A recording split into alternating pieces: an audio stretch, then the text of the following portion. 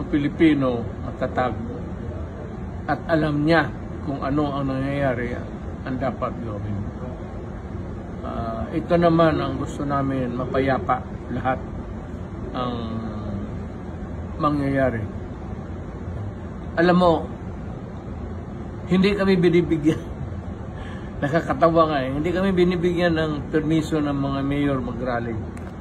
Alam mo, nasa konstitusyon yan, mabigat yan, to peaceably assemble for redress of grievance.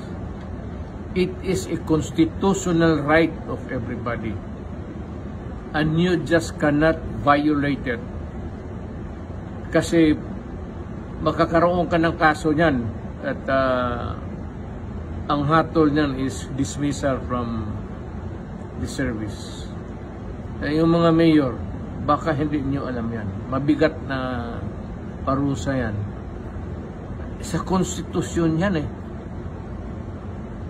Kaya magdadalawang isip kayo. Lahat ng tao.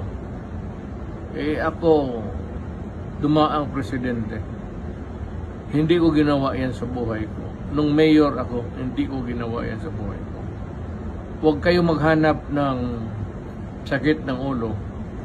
Kasi pag napailan kayo ng kaso, si Marcos hindi tatagal dyan. Balang araw, bababa yan ang kaso ninyo. Sarili ninyong sakit ng ulo.